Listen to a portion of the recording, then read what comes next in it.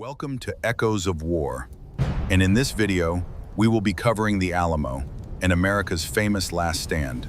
Thank you for watching and enjoy.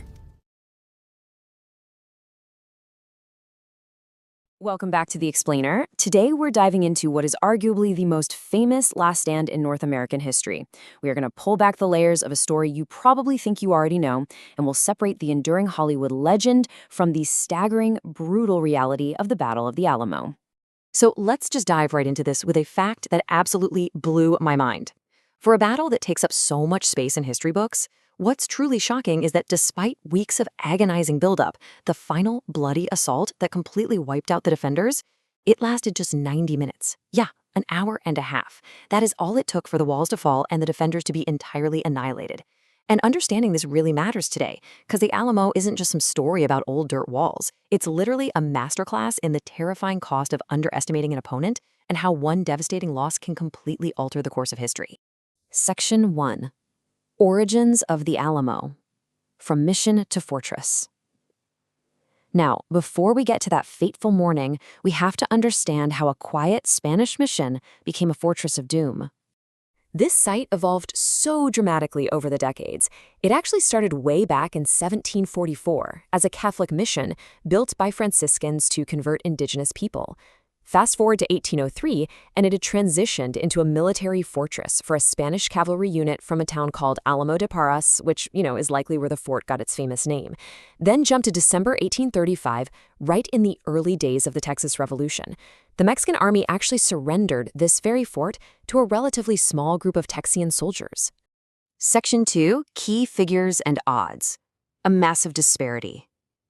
Let's take a hard look at the terrifying mathematical reality these guys faced. Let's talk numbers, because the disparity in scale here is just massive. The Texian garrison was severely undermanned and running critically low on supplies, with only about 180 to maybe 260 defenders. And they were staring down an overwhelming Mexican army, led by General Antonio López de Santa Anna. We're talking anywhere from 1,500 to over 6,000 troops, totally equipped with heavy artillery. It was an absolute, undisputed mismatch. Inside those walls, you had men from all walks of life looking for a fresh start. You've got the ambitious 26-year-old commander, William B. Travis.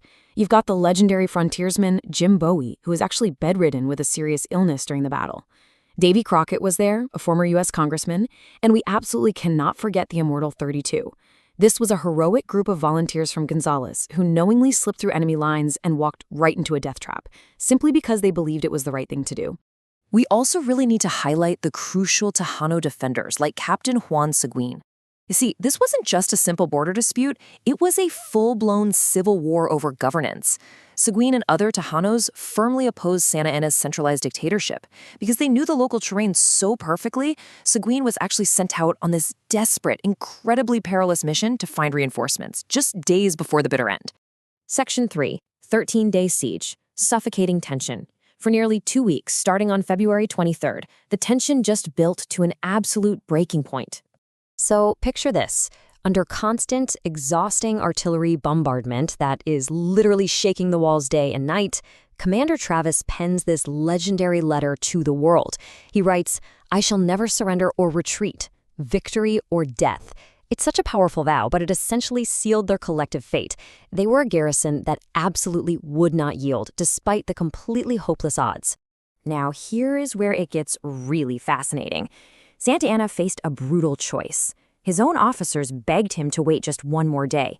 Heavy 12-pound siege cannons were arriving on March 7th.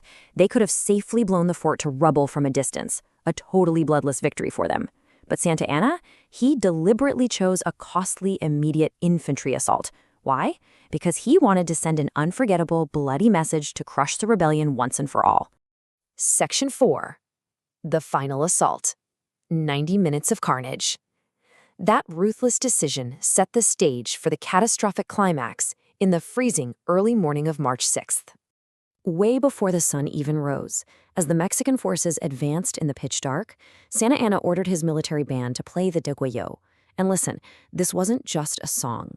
It was an ancient, chilling promise. It literally translated to absolute, inescapable slaughter. No quarter, no mercy, no prisoners. The assaults unfolded in 4 chaotic columns from different directions. At first, the Texian cannons dealt absolutely devastating damage. But then, an unplanned convergence forced the Mexican troops right up against the base of the north wall. And here was the fatal flaw. I mean, literally fatal. The Texians couldn't aim their cannons low enough to hit the men directly beneath them, so their deadliest weapons suddenly became completely useless. And that is exactly when the nightmare began. The north wall was breached, and Commander Travis was killed almost immediately. From there, the battle rapidly devolved. There was no organized retreat at all, just frantic men falling back into the barracks and the church.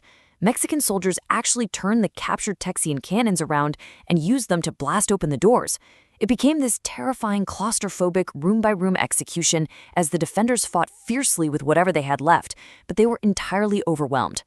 Section 5, the aftermath, casualties and survivors. When the smoke finally cleared just an hour and a half later, the physical toll was beyond devastating. The human cost was just staggering. Almost every single Texian combatant, somewhere between 182 and 257 men, was killed. On the flip side, the Mexican casualties are highly debated by historians.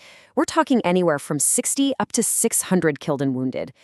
Because of these incredibly heavy losses, many viewed this as a brutal Pyrrhic victory for Santa Anna.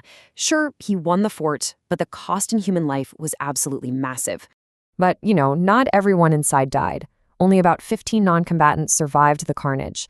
This included women and children like Mrs. Dickinson and her baby, enslaved men like Joe and Ben, several Tejano families, and this one incredibly clever guy named Brigido Guerrero, who actually survived by convincing the troops he was just a prisoner. Santa Anna purposefully spared these survivors so they could carry the terrifying news of his victory back to the rest of Texas. Section 6, Legacy of Defeat. Fueling a revolution. Because instead of crushing the rebellion like he intended, this massacre inadvertently poured gasoline all over it. Just weeks later, the tide turned in a way literally no one expected. Outraged by the slaughter at the Alamo, an enraged Texian army led by Sam Houston completely routed the Mexican forces at San Jacinto. And get this, while the Alamo fell in 90 minutes, the Battle of San Jacinto was over in a staggeringly brief 18 minutes. 18 minutes. In that tiny window, they effectively secured Texan independence and actually captured Santa Anna himself. And as they charged into that final, decisive battle, they were screaming this immortal phrase: "Remember the Alamo?" They successfully weaponized a crushing, devastating military defeat into the ultimate, history-altering battle cry. So I'm going to leave you with this thought to ponder. Given that Sam Houston originally ordered the Alamo to be abandoned, did these men die needlessly due to stubbornness and a really poor strategy? Or did their brutal 90-minute sacrifice directly buy the time and the fiery motivation needed to win the freedom of Texas? I mean, what you take away from this explainer really depends on how you view the price of freedom, and whether a legendary defeat can sometimes be the exact thing that secures a future victory. Thanks for exploring this incredible piece of history with me.